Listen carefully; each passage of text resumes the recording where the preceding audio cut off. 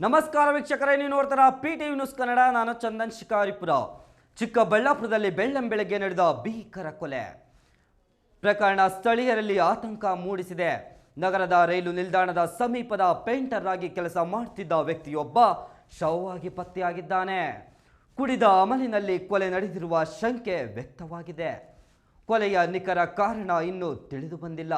ಪೊಲೀಸರು ಸ್ಥಳಕ್ಕೆ ಭೇಟಿ ನೀಡಿ ಪರಿಶೀಲನೆ ನಡೆಸಿದ್ದು ಆರೋಪಿಗಳ ಪತ್ತೆಗೆ ತನಿಖೆ ಆರಂಭಿಸಿದ್ದಾರೆ. ಚಿಕ್ಕಬಳ್ಳಾಪುರ ನಗರದ ರೈಲ್ವೆ ನಿಲ್ದಾಣದ ಸಮೀಪ ಇಂದು ಬೆಳಗ್ಗೆ ಪೇಂಟರ್ ಆಗಿ ಕೆಲಸ ಮಾಡುತ್ತಿದ್ದ ಇಸ್ಮಾಯಿಲ್ ಎಂಬ ವ್ಯಕ್ತಿ ಕೊಲೆಯಾದ ಸ್ಥಿತಿಯಲ್ಲಿ ಪತ್ತೆಯಾಗಿದ್ದಾನೆ. ಮೃತ ಇಸ್ಮಾಯಿಲ್ ಗಂಗಮ್ಮನಗುಡಿ ನಿವಾಸಿಯಾಗಿದ್ದು, ಘಟನೆ ಸ್ಥಳಕ್ಕೆ ಡಿವೈಎಸ್ಪಿ ಹಾಗೂ ನಗರ ಠಾಣೆ ಪೊಲೀಸರು ಭೇಟಿ ನೀಡಿದ್ದಾರೆ. ಕುಡಿದ ಅಮಲಿನಲ್ಲಿ ನಡೆದ ಗಲಾಟೆಯೇ ಕೊಲೆಗೆ ಕಾರಣವಾಗುವುದೆಂಬ ಶಂಕೆ ವ್ಯಕ್ತವಾಗಿದೆ. ಆದರೆ ಕೊಲೆಗೆ ನಿಖರ ಕಾರಣ ಇನ್ನೂ ತಿಳಿದು ಬಂದಿಲ್ಲ. ರಾತ್ರಿ ವೇಳೆಯೇ ಕೊಲೆ ಮಾಡಿ ಆರೋಪಿಗಳು ಸ್ಥಳದಿಂದ ಪರಾರಿಯಾಗಿರುವ ಶಂಕೆಯಾಗಿದ್ದು, ಪೊಲೀಸರು ಸಿಸಿಟಿವಿ ದೃಶ್ಯಗಳು ಹಾಗೂ ಇತರೆ ಸಾಕ್ಷ್ಯಾಧಾರಗಳ ಆಧಾರದ ಮೇಲೆ ತನಿಖೆ ಮುಂದುವರಿಸಿದ್ದಾರೆ. ಈ ಸಂಬಂಧದ ಚಿಕ್ಕಬಳ್ಳಾಪುರ ನಗರ ಠಾಣೆಯಲ್ಲಿ ಪ್ರಕರಣ ದಾಖಲಾಗಿದ್ದು, ಆರೋಪಿಗಳ ಪತ್ತೆಗೆ ಪೊಲೀಸರು ಬಲೆ ಬೀಸಿದ್ದಾರೆ.